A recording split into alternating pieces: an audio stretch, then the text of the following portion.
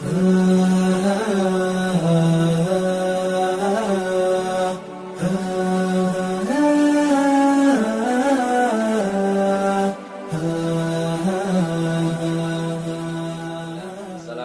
warahmatullahi wabarakatuh. Innal hamdalillah nahmaduhu wa nasta'inuhu wa nastaghfiruh wa natubu ilaihi wa na'udzu billahi min syururi anfusina wa min sayyiati a'malina. May yahdihillahu fala mudhillalah wa may yudlil fala hadiyalah. Wa asyhadu an la ilaha illallah wahdahu la syarikalah wa asyhadu anna Muhammadan 'abduhu wa rasuluh sallallahu alaihi wasallam. Ya ayyuhalladzina amanu taqullaha haqqa tuqatih wa la tamutunna illa wa antum muslimun. Ya ayyuhan nasu taqu rabbakumul ladzi khalaqakum min nafsin wahidah wa khalaqa minha zawjaha wa batha minhuma rijalan katsiran wa nisaa'a wattaqullaha alladzi tasaaluna bihi wal arham innallaha kana 'alaikum raqiba. Ya ayyuhalladzina amanu taqullaha wa qulu qawlan sadida yuslih lakum a'malakum wa yaghfir lakum dhunubakum wa may yuti'illaha wa rasulahu faqad faza fawzan 'azima. Amma ba'du. Fa inna asdaqal hadithi kitabullah wa khairal hadi Muhammadin sallallahu alaihi wasallam wa syarrul umuri muhdatsatuha fa inna kulla muhdatsatin bid'ah wa kulla bid'atin dhalalah wa fi riwayatin wa kulla dhalalatin finnar. Tsumma amma ba'd. Alhamdulillah, segala puji bagi Allah Jalla wa Ala. Ya, kita senantiasa terus memujinya atas nikmat yang telah Allah Subhanahu wa taala berikan kepada kita, sehingga pada bulan yang mulia ini, bulan Ramadan, dan juga pada hari ini kita masih bisa melaksanakan menuntut ilmu, ibadah menuntut ilmu, yang mana ini merupakan nikmat yang besar. Maka langsung saja di pembahasan sebelumnya kita murojaah sedikit bahwa kita telah membahas para ulama karena ilmu mereka bangun malam untuk melaksanakan tahajud, sujud dan berdiri di malam hari karena takut kepada Allah Subhanahu wa taala dan juga mengkhawatirkan nasib mereka di akhirat nanti. Dan juga karena ilmulah, ilmu huwallazi yuhaffizuhum, ilmu yang telah menjadikan mereka motivasi,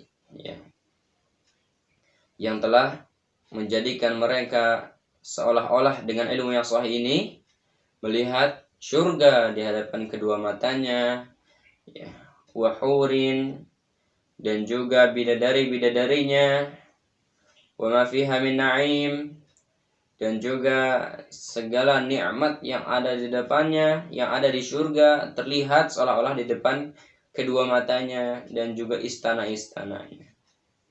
Demikian juga ilmu yang sahih menjadikan seorang mukmin yang alim wa ka'annama yaran nar amama 'ainaihi, seolah-olah dia melihat neraka di hadapan kedua matanya.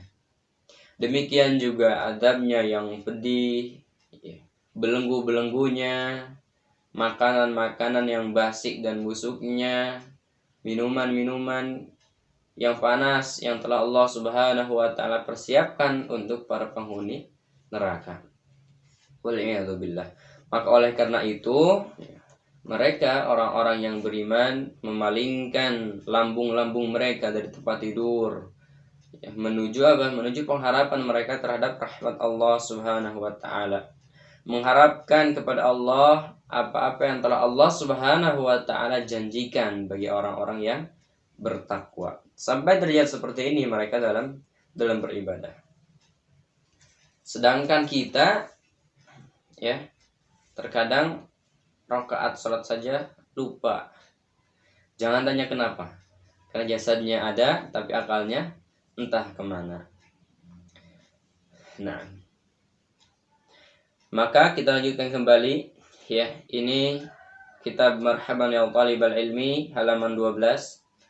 Haula'il ulama farqun kabir bainahum wa baina man la ya'lam wa hum ila janib ma yatamatta'una bihi minal ilmi hum ulul albab ulul uqul dzakiyah wal qulubuz zakiyah. Mereka para ulama tentu sangat berbeda jauh dengan orang-orang yang tidak mengetahui. Mereka ini para ulama, ya mereka ini adalah orang-orang yang bisa menikmati ilmu dengan akal sehat mereka. Jadi bisa menikmatinya. Contoh kecilnya, ya, kata Nabi SAW, raqatul fajri khairum minad dunya wa ma fiha. Kalau orang tahu sholat sunnah 2 rakaat sebelum fajar itu lebih baik daripada dunia dan seisinya, tentu dengan ilmu tersebut orang akan menikmatinya. Dengan apa? Dengan mengamalkannya. Tapi kalau orang yang gak tahu gimana? Ya entah. Jangankan sholat 2 rakaat sebelum fajar, sholat fajar saja 14 nggak sholat. Maka harus kita perhatikan, ya, karena sholat yang berat bagi orang yang munafik itu diantaranya sholat subuh. Maka kalau kita berat untuk melaksanakan sholat subuh, ya maka nyadar diri aja. Boleh jadi ada apa di dalam hati kita. Ya mereka para ulama adalah orang-orang yang bisa menikmatinya. Di antaranya tadi, contoh kecilnya tadi, ya orang kalau tahu ilmu sholat fajar, ya, sholat sunnah 2 rakaat sebelum fajar itu lebih baik daripada dunia dan seisinya. Ya maka tentu orang akan sholat dengan mengharapkan perkara yang Allah Subhanahu Wa Taala janjikan kepada dia, yang mana hal itu lebih baik daripada dunia dan seisinya. Dan juga mereka para ulama adalah orang-orang yang akalnya cerdas. Selain itu, hati mereka juga bersih. Jauh dari sifat sombong, jauh dari sifat ingin dipuji dan sebagainya. Contoh kecilnya, saya akan nukilkan yang di dalam kitab Aina Nahnu min Akhlaqis Salaf. Contoh kecilnya satu saja. Di antara mereka para ulama menyatakan wa idza ra'aita ikhwanak yukrimunaka wa yu'azzimunak faqul hadza fadlun akhidhu bihi. Kalau kamu menemukan atau melihat saudaramu menghormatimu dan memujimu, maka katakanlah sesungguhnya ini adalah keutamaan yang pasti nanti dimintai pertanggungjawaban. Tidak lain dan tidak bukan ini merupakan apa? Sikap mereka waspada akan pujian. Berhati-hati terhadap pujianku. Kenapa? Karena di akhirat nanti ini tuh dimintai pertanggungjawaban loh pujian ini. Gitu. Maka begitupun dengan kita. Hendaklah kita mau ikuti mereka. Bagaimana mereka berhati-hati dengan pujian dan sebagainya. Maka kita pun ya, harus demikian. Berusaha untuk mengikuti para ulama. Yang hanif, yang rabbani. Nah, wasafahum bi kaunihim ya'lamuna al-haq wa anna hadzal kitabil 'azim munazzal min Allah bil haqq. Maka Allah Subhanahu wa taala mensifati para ulama itu dengan kebenaran, dan bahwasanya kitab ini yang mulia itu kitab Al-Qur'an yang diturunkan oleh Allah Subhanahu wa taala kepada Nabi Muhammad juga diturunkan dengan kebenaran. Nah, sebagaimana firman Allah Jalla wa Ala, "Afaman ya'lamu annama unzila ilaika min rabbikal haqq kaman huwa a'ma?" Apakah orang-orang yang mengetahui bahwasannya apa yang diturunkan kepada Anda wahai Nabi dari Rabb engkau adalah benar itu sama dengan orang-orang yang buta? Dari sini juga kita bisa mengambil sebuah faedah bahwasanya orang yang nggak tahu, orang yang jahil itu Allah Subhanahu wa taala katakan buta. Bukan buta nggak bisa membedakan antara sayur mayur dan buah-buahan. Juga bukan buta di sini nggak bisa membedakan mana perempuan mana laki-laki. Tetapi buta di sini adalah tatkala Allah Subhanahu wa taala berikan kepadanya nikmat, punya hati, punya akal, badannya lengkap dan sebagainya, namun dia tidak melaksanakan perintah Allah Subhanahu wa taala. Dia tidak mencari tahu ilmu yang telah Allah Subhanahu wa taala perintahkan untuk dipelajari, sehingga dengan hal tersebut dia tidak bisa membedakan mana yang hak dan mana yang batil. Karena di antara nikmat ilmu itu adalah apa? Nikmat yang paling besar adalah dengan ilmu seseorang bisa mengenali mana yang hak dan mana yang batil. Maka orang yang nggak belajar bagaimana tahu yang hak dengan yang batil? Sedangkan dia saja tidak mengetahui apa itu yang hak dan apa itu yang batil. Nah, dengan ilmu, nikmat ilmu, orang akan tahu, oh ini tuh benar, oh ini tuh salah. Namun tentulah kita dalam menuntut ilmu itu pasti akan ada ujian. Nah, atau apa? Cobaan. Sebagaimana para ulama terdahulu itu sangat besar cobaannya. Terkadang di antara mereka ada yang sampai meminum rerumputan, di antara mereka ada yang buta dan sebagainya. Ini merupakan apa? Ujian dari Allah Subhanahu wa taala. Akan tetapi itu tidak menjadikan mereka lemah dalam menuntut ilmu. Ya, mereka berjalan dari Baghdad ke Mesir, dari Mesir ke Syam dan sebagainya. Ya. Dari Baghdad ke Mesir, dari Mesir ke Madinah dan seterusnya, ke Yaman dan seterusnya. Ya. Sedangkan kala itu nggak ada yang namanya pesawat yang kita enak tinggal duduk di bawah terbang jauh. Zaman dulu boro-boro ada pesawat gitu. Zaman dulu kalau nggak naik unta naik keledai, kalau nggak keledai kuda, kalau nggak kuda ya jalan gitu. Nggak ada motor yang cepat seperti sekarang, nggak ada ya. Dan juga zaman dulu nggak ada lampu yang terang seperti ini, nggak ada ya. Tetapi pakai obor, dan tentu hal itu apa menjadikan mata kita sakit ya. Akan tetapi kesulitan yang mereka hadapi tidak menjadikan mereka lemah dalam menuntut ilmu. Pada zaman yang seperti itu saja ya, boro-boro ada lampu yang terang, nggak ada pesawat, nggak ada motor, mobil, jadi kitab Al-Um, jadi Musnad Imam Ahmad ya, Al-Majmu' Syarah Al-Muhadzab, kitab-kitab besar. Padahal kala itu ya, tidak semudah di zaman sekarang istilahnya. Maka di zaman sekarang itu lebih mudah semuanya. Maka pengennya ya, seharusnya kita yang sudah serba mudah di zaman ini, lampu sudah ada, motor sudah ada, pengen ngambil ilmu kemanapun bisa dengan motor ya, meskipun jauh misalnya, atau apa dengan pesawat, atau apa itu dengan online ya, dengan mengetik di Google, itu sudah banyak tersebar ilmu. Akan tetapi tuh kenapa kemudahan yang Allah Subhanahu wa taala berikan kepada kita seperti terang ini lampu malah apa? Malah menjadikan kita lalai dari menuntut ilmu. Maka seharusnya kita sadar ya. Para ulama diberikan balasan oleh Allah Subhanahu wa taala itu berhak dengan balasan yang terbaik karena memang perjuangan mereka juga sangat dahsyat.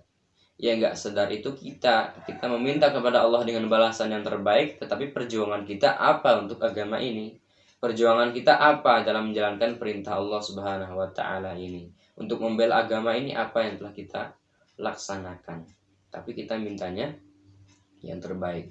Namun tentu ya, kata Nabi SAW, kalau minta surga minta yang terbaik, dan kita senantiasa harus berhusnudzon kepada Allah Subhanahu wa taala bahwasanya Allah Subhanahu wa taala akan merahmati kita dengan rahmat dan ampunannya. Nah, maka hendaklah dari sini kita mengambil sebuah faedah. Jangan sampai kemudahan ini ya, kemudahan yang telah Allah Subhanahu wa taala berikan malah ternyata menjadikan kita lalai dari melaksanakan amal ibadah. Para ulama saja terdahulu yang sulit untuk menuntut ilmu, bahkan sampai harus menjual kitabnya, harus jalan jauh dan sebagainya, itu berhasil jadi ulama dan mereka menjadi penolong umat Islam Dan juga Allah Subhanahu wa taala memuliakan mereka dengan menyelaraskan persaksiannya di dalam kalimat tauhid. Sedangkan dengan kita yang sudah serba mudah ternyata malah lalai.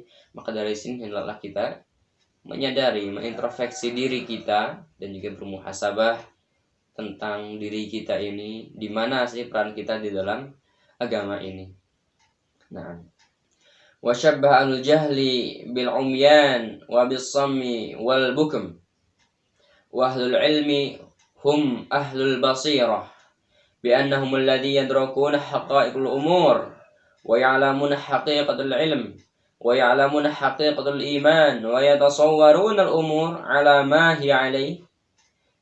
Allah Subhanahu wa taala menjadikan orang-orang yang jahil ini serupa dengan orang-orang yang buta, orang-orang yang tuli, dan orang-orang yang bisu, nggak bisa bicara kebenaran. Bagaimana bisa dia bicara kebenaran?